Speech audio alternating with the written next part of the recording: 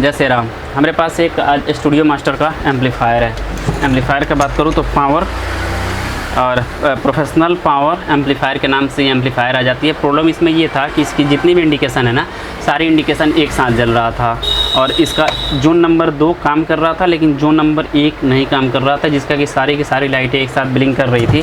तो अगर आपकी मशीन के साथ इस तरह की प्रॉब्लम होती है तो आप हमारी वीडियो के साथ अंत तक बने रहना, जिससे आप आसानी से सीख सकते हो कि आपकी मशीन के साथ इस तरह की प्रॉब्लम होती है तो उसको कैसे सॉर्ट आउट किया जाएगा।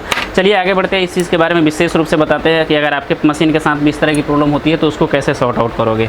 चलिए एक चीज़ तो मैं कन्फर्म पहले ही बताते चलो कि भाई साहब आपको सॉल्यूशन ढूंढ के ले आने में बहुत सारी कठिनाइयाँ होती है। तो आपसे एक छोटी सी रिक्वेस्ट है हमारी कि चैनल को प्लीज़ सब्सक्राइब कर लेना और वीडियो को लाइक कर दे, ताकि मुझे मोटिवेट होती है ना आपके लिए अच्छे कंटेंट लेकर के आने में मेरे भाई।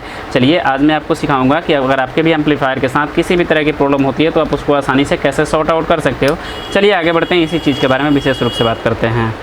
तो मेरे भाई जैसे मैंने आपको बताया कि इसका चैनल नंबर 1 काम नहीं कर रहा था, चैनल नंबर 2 काम कर रहा। तो भाई साहब अगर आपके मशीन के साथ किसी भी तरह की प्रॉब्लम होती है ना, प्रोटेक्ट की जाए ना, प्रोटेक्ट की प्रॉब्लम होती है तो आपका गारंटी के साथ मॉस्फेट ख़राब है। अगर आपकी लाइन की प्रॉब्लम नहीं है, लाइन जो इसमें लिखी गई है जो कि आप आगे की साइड लिमिट की अगर प्रॉब्लम होती है ना, तो उस टाइम में चेकआउट करना है कि आपके यहाँ पे हीटसिंक ट्रांसफार्मर हीटसिंक जो लगे रहते हैं ये हीटसिंक सेंसर ख़राब है, जिसके कारण से आपकी मशीन में ओवर हीटिंग जाने के कारण से इस तरह की प्रॉब्लम आ जाती है।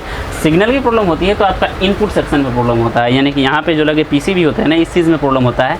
और जैसे मैंने आपको बताया कि प्रोटेक्ट वगैरह सब भी जल रहे हैं तो उस टाइम में आपका 100% आपकी पावर की प्रॉब्लम होगी, आपकी मॉस्फेट ख़राब है। जैसे भी बात करूँ तो इसमें से हमने 2 मॉस्फेट निकाल रखे हैं, ऐसे देखो दोनों की दोनों मॉस्फेट इसमें से हमने ख़राब निकाले हुए। रीज़न यही था कि ये मॉस्फेट शॉर्ट होने के कारण से आपका ये चैनल नंबर 1 का सप्लाई नहीं मिल पा रहा था, जिसके कारण से ये ऑन नहीं हो रहा था। और इस मशीन का एक और बेनिफिट ये मिलता है कि चैनल ए और चैनल बी का दोनों का अलग अलग प्रोग्राम दिया गया है, लेकिन रिले कंट्रोल एक जगह दिए गए हैं ताकि इसी रिले से दोनों चैनल को प्रोटेक्ट मिलती है। मान लेते हैं इस चैनल की कोई भी मॉस्फेट शॉर्ट हो जाती है तो उस सिचुएशन में ये वाली जो रिले लगी रहती है, ये वाली रिले इसको आउट मतलब करंट नहीं दे पाएगा, ओनली इस चैनल को करंट देगा, इसलिए ये बचता रहेगा और ये ख़राब मतलब बंद रहेगा। ज़्यादातर मशीन में हम लोग देखते हैं कि एक भी अगर मॉस्फेट ख़राब हो जाती है तो पूरी मशीन डेड हो जाती है। डबल चैनल होने के बावजूद भी आपकी पूरी मशीन डेड हो जाती है, जिससे आपकी मशीन नहीं बच पाती है। लेकिन इसमें प्रोटेक्शन क्या किए हैं, इसी रिले में दोनों चैनल के अलग अलग पावर ला करके दिए गए हैं। जो भी चैनल ख़राब होती है ये रिले उस चैनल के पावर को ड्रॉप कर देता है। तो इसमें ये वाली चैनल ख़राब थी तो ये रिले इसको पावर नहीं दे पा रहा था, जिसके कारण से ये वाली ऑन नहीं हो रहा था। तो उस सिचुएशन में सबसे इंपॉर्टेंट इसका वोल्ट होता है, यानी कि कहाँ से कौन वोल्ट होनी चाहिए, सबसे इंपॉर्टेंट उस वही चीज़ होता है। तो चलिए इस चीज़ को मेज़र करूँगा और आपको विशेष रूप से बताऊँगा कि आखिर कौन से वोल्ट कहाँ होने चाहिए, जिससे आपकी मॉस्फेट जो होती है ना अच्छे रूप से वर्क करती रहेगी। तो देखिए सबसे इम्पोर्टेंट एक चीज़ ये खास इसकी लगती है कि इस मॉस्फेट में आपका स्पीकर पे किसी भी तरह का कोई लोड नहीं पड़ता है। आपके लोड के अनुसार ये मॉस्फेट जो होती है ना करंट को आउटपुट करता है। जैसे प्रोटेक्शन का बात करूँ तो यहाँ पे मिनिमम आपका 25 वोल्ट से लेकर के 30 वोल्ट के बीच में आपका एनी टाइम वोल्ट बनता है। लेकिन जैसे ही आप मशीन में इंक्रीज़ करते जाओगे, लोड को इंक्रीज़ बढ़ाते जाओगे, ये वोल्ट बढ़ करके समथिंग 60 वोल्ट के आसपास चली जाती है। चलिए सबसे इंपॉर्टेंट आपका वोल्ट होता है VCC प्लस और VCC जो माइनस होती है, इस वोल्ट को ज़रूर मेज़र करना। अगर ये वोल्ट आपकी मशीन एम्पलीफायर के साथ नहीं बन रही है तो आपकी एम्पलीफायर नहीं बजेगी। एक प्रोब को आपको कहीं भी ग्राउंड कर लेना होगा, जैसे मशीन के इस वाले प्रोब में हमने ग्राउंड कर लिया है। अब जैसे हमने मशीन को ऑन कर लिया, मशीन ऑन करने के बाद हमारी दोनों जोन आसानी से ऑन हो गई है। जैसे अभी देखो तो यहाँ पे हमारी देखो 30 वोल्ट बन रही है। जैसे मैंने आपको बताया 25 वोल्ट से लेकर के 30 वोल्ट के बीच में, तो यहाँ पे देखो तो 30 वोल्ट हमारी बन रही है। फिर से यहाँ से देखो तो हमारी ये भी 30 वोल्ट बन रहा है। एक चीज़ ये आपने नोटिस किया कि यहाँ पे माइनस बन रही है और यहाँ पे प्लस बन रहा है। जी हाँ मेरे भाई साहब, ये देखो ये वाली जो रेड वाली वायर होती है ना VCC प्लस की वायर होती है, और ये जो ब्लू वाली वायर होती है VCC माइनस की वायर होती है। दोनों में सेम कंडीशन हो गई। इसमें के प्लस वाला जो नीचे के साइड यहाँ पे दबी हुई है और इसका माइनस वाला यहाँ पे दबा हुआ है, नीचे के साइड से दबा हुआ है, यानी कि दोनों की चैनल उल्टा डाली गई है। इसलिए इसका प्लस ऊपर हो जाता है और इसका प्लस नीचे हो जाता है, इसका माइनस ऊपर हो जाता है, इसका माइनस नीचे हो जाता है। दोनों में सेम वोल्ट बनना चाहिए। जैसे यहाँ पे VCC प्लस बन रहा है ना, तो नीचे के साइड से आप हरे वाले वायर में देखोगे तो VCC माइनस 29 वोल्ट होना ही होना है, ना होने की कोई गुंजाइश नहीं बनती है। यहाँ पे आपका माइनस 30 वोल्ट बन रहा है ना, तो फिर आप नीचे के साइड से देखोगे तो 100% प्लस 30 वोल्ट बनना ही चाहिए, ताकि इस मॉस्फेट में प्लस और माइनस दोनों के कम्बिनेशन से बनाए रहते हैं। अगर यहाँ पे अगर आपकी ये 25 वोल्ट नहीं मिल पाती है तो आपकी मॉस्फेट जो है ना ऑन नहीं हो पाएगी। और यही जो 30 वोल्ट होती है इस रिले से आती है। मान लेते हैं अगर इसमें से कोई भी मॉस्फेट आपका ख़राब होगा तो ये वाली रिले इसको सिग्नल नहीं दे पाएगा, जिससे ये रिले एक्टिव नहीं हो पाएगी, ओनली वन ये चैनल बचता रहेगा। तो अगर आपके मशीन से किसी भी तरह की प्रॉब्लम होती है तो आप सबसे प्रथम मतलब प्रोटेक्ट का लाइट जल रहा है तो सर्वप्रथम मॉस्फेट को टेस्ट करो। हो सकता है आपकी ये जो मॉस्फेट होती है ना, इसमें से मेल्ट होकर के आपको बॉडी भी पकड़ सकती है, यानी कि हाई बेसिंग आने के कारण से बॉडी भी पकड़ सकती है, जिसके कारण से आपकी प्रॉब्लम हो सकती है। तो इस चीज़ को जरूर नोटिस करना, ताकि इस एम्पलीफायर, और एक चीज़ ये मॉस्फेट में सब कोई हाथ नहीं डालता है, ताकि ये बहुत ही कॉस्टली मशीन आती है, जिसके कारण से सब किसी को समझ में नहीं आ पाती है, इसलिए सब लोग हाथ इसमें नहीं डालते हैं।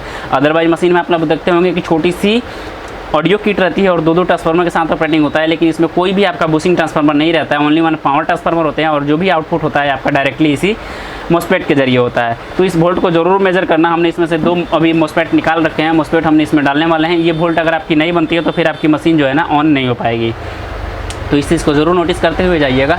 एक चीज़ ये कि अगर आपके पास किसी भी तरह की मॉस्फेट है, अगर वो डेड पड़ी है, तो आप आसानी से हमारे शॉप पे भेज दीजिएगा, हम उसको रिपेयर करके आपके पास संपर्क कर लेंगे। मिलने का पता आपका इंस्टाग्राम आईडी से मिल जाएगी, जाकर के ज़रूर मिल जाएगी जगह। मॉस्फेट संबंधित, एम्पलीफायर संबंधित किसी भी तरह की कोई भी प्रॉब्लम होती है तो डायरेक्टली आप हमसे बात करिए, हम आपका पूरा सॉल्यूशन आपके पास लेकर के आप पहुँचेंगे।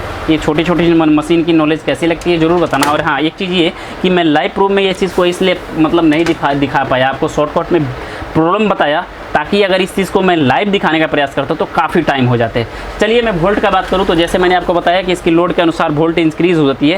चलिए अब इसमें थोड़ा सा लोड देते हैं और आपको वोल्ट इंक्रीज़ करके दिखाते हैं। यहाँ हमारी मशीन जो है ना, ये वोल्ट के अनुसार मतलब लोड के अनुसार वोल्ट को इंक्रीज़ करती है। तो अब हमारी 2 नंबर की जोन लगी हुई है लाइट में, 1 नंबर की जोन अभी हमारी बंद है, यानी कि हमने 2 नंबर पे लोड दे रखा है, 1 नंबर हमारी जोन अभी बंद पड़ रही है। चलिए 1 नंबर का हमने सिग्नल को दिया और 1 नंबर का जोन अभी हमारे काम कर रहा है। 1 जोन में हमारा वोल्टेज इंक्रीज होगा, लेकिन वहीं हम 2 नंबर में चेक करेंगे तो वोल्टेज नहीं बढ़ेगा। चलिए वोल्टेज को वॉल्यूम को ऑफ करते हैं।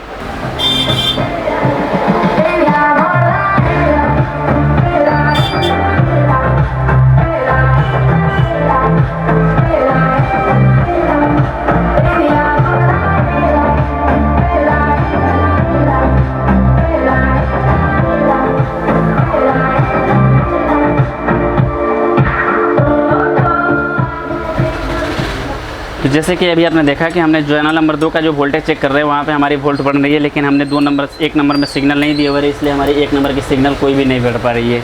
तो आपको इस चीज़ को जरूर नोटिस करते हुए चलना है कि अगर आपके भी जोन के साथ किसी भी तरह की प्रॉब्लम होती है तो आसानी से इस चीज़ को समझ सकते हो। आपकी अगर प्रोटेक्ट की लाइट जल रही है तो उस चीज़ को जरूर नोटिस करना। फिलहाल मिलते हैं नई जानकारी के साथ, आपका भाई प्रिंस। जय श्री राम।